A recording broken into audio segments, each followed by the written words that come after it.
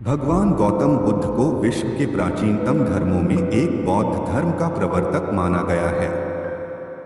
उनके अनमोल विचारों से जीवन की दशा और दिशा बदल जाती और नई प्रेरणा मिलती है। लोग उनके उपदेशों और विचारों को ग्रहण कर उसका पालन करते हैं, लेकिन गौतम बुद्ध के कई विचारों में एक है चार पति पत्नी होने से जुड़े विचार, जिसे जानकर आप चकित रह जाएंगे। गौतम बुद्ध के अनुसार हर पुरुष की चार पत्नियां और हर स्त्री के चार पति होने चाहिए।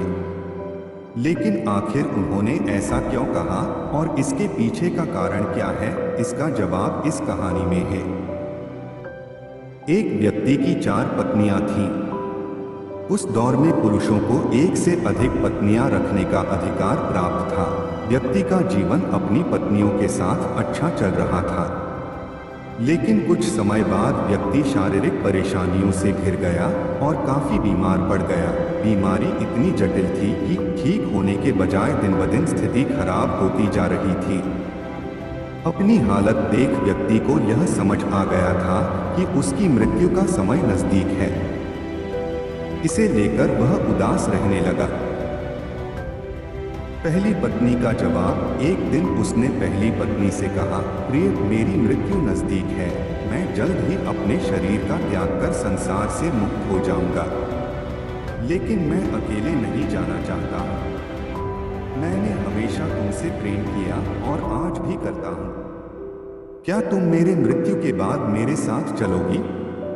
यह सुनते ही पत्नी खामोश हो गई और अंत में उसने हिम्मत जुटाते हुए पति से कहा, स्वामी, मैं जानती हूं कि आप मुझसे बहुत प्रेम करते हैं और मैं भी आपसे उतना ही प्रेम करती हूं, लेकिन आपकी मृत्यु के साथ हमारे अलग होने का भी समय आ गया। यह कहते हुए पहली पत्नी ने मृत्यु के बाद उसके साथ चलने से इनकार कर दिया।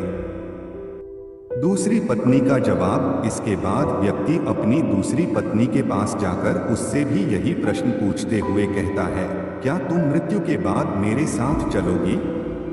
जवाब में दूसरी पत्नी कहती है, जब आपकी पहली पत्नी ने ही आपके साथ जाने से इनकार कर दिया तो मैं आपके साथ कैसे जा सकती हूँ? यह कहते हुए वह भी उसके पास से चली जाती है। तीसरी पत्नी का जवाब। व्यक्ति की मौत अब बेहद करीब रहती है और वह मृत्यु के बाद अकेले होने के कारण उदास मन से तीसरी पत्नी को बुलाकर भी यही प्रश्न करता है। तीसरी पत्नी भी मृत्यु के बाद उसके साथ जाने से इनकार कर देती है।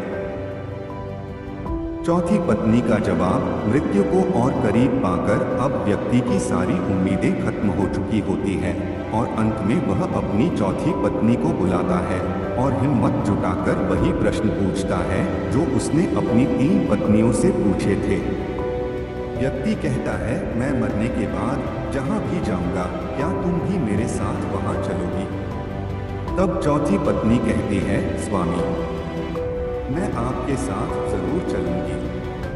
आप जहां भी जाएंगे मैं भी आपके साथ चलूंगी और आपका साथ दूंगी, क्योंकि मैं खुद भी आपसे दूर नहीं रह सकती।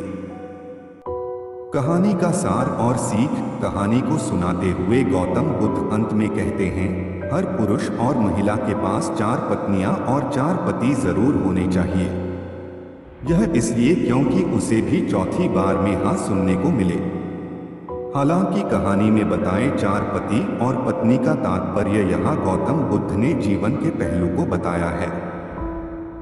गौतम बुद्ध के अनुसार इस कहानी में पहली पत्नी हमारा शरीर है, जो मृत्यु के बाद हमारे साथ नहीं जा सकती। इसलिए मृत्यु के बाद शरीर को जला दिया जाता है या दफना दिया जाता है। दूसरी पत्नी है हमारा भाग्य है। मृत्यु के बाद हमारा भाग्य भी यहीं छूट जाता है और हम उसे साथ नहीं लेकर जा सकते हैं। तीसरी पत्नी का संबंध रिश्तों से है। मृत्यु के बाद रिश्ते नाते सभी यहीं छूट जाते हैं और हम चाहकर भी इसे अपने साथ नहीं लेकर जा सकते हैं।